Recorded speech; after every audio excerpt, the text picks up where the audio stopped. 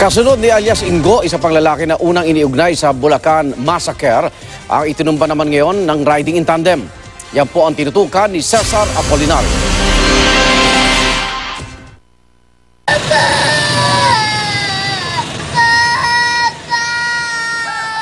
Nakabibinging palahaw ng mga bata at matanda ang naabutan ng GMA News sa tahanan ito. Ang ginang na ito hindi maawat sa pag-iyak, lalo't malapitan daw niyang nakita ng pagbabarili ng hindi pa nakikilalang sospek ang anak na si Roosevelt Surima alias Ponga.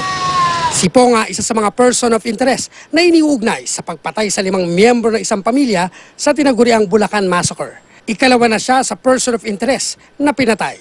Kahapon lang, nadiskubre ang wala ng buhay na katawan ni Ronaldo Pasinos o alias Ingo. Di rin nakilala ang salarin na pumatay kay Ponga ngayong umaga. Si Ponga, bayaw ni Carmelino Ibanez, ang sospek na umamin sa pagpatay sa pamilya. Nakita ko po kaninang umaga, may nagtuturo po dito sa amin. Yun lang po nakita ko kaninang umaga. Anong oras yan? Ang mga ano yun, siguro ban na pula na may kasamang pulis. Ang 4 na anak ni Ponga ang nagdetalye ng nangyari. Nakita raw nila ang pagdating ng riding in tandem. Bumaba ang gunman at binaril ang kanilang ama habang nagluluto. Nagtatakbo pa raw palabas si Surima pero sinundan at muling pinutukan. Dead on arrival si Ponga sa ospital. Matatanda ang nakunan din si Ponga ng GMA News noong hapon ng maganap ang krimen. Nagkatensyon pa noon ang hinarang ng kanyang asawang si Jonah ang ginawang pag-imbita ng nagpakilalang otoridad sa tapat ng kanilang bahay sa loob din ng subdivision. Ang ipinagtataka ng pamilya ay kung bakit ito pinatay. Ngayong kabilang siya sa kaanak na tumulong daw para magturo at umamin si Ibanez kaugnay ng krimen. Ang kapatid ni Ponga nag-aalala ngayon dahil hindi pa nakikita ang asawang si Alvin Mabesa pero dinukot daw noong Biyernes ng gabi.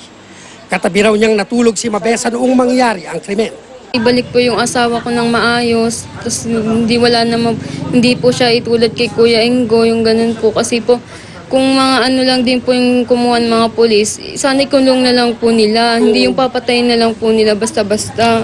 Ang isa pang person of interest na si Tony Garcia na itinuro naman ni Miling na kasama raw niya sa krimen, dinakip daw ng mga otoridad noong Biyernes.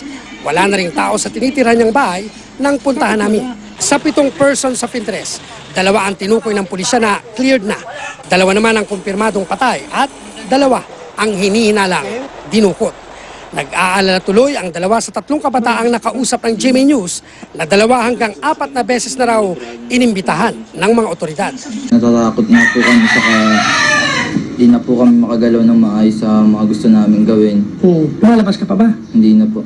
Takot ka na rin lumabas. Bakit? Takot naman po. Ayun nga po, baka po mag-aaya kami kay Ponga. Cesar Apolinario, nakatutok, 24 oras. Dilinaw ng pulisya na sa 7 inimbitahan bilang person of interest, kaugnay ng Bulacan Massacre, 2 po ang cleared na.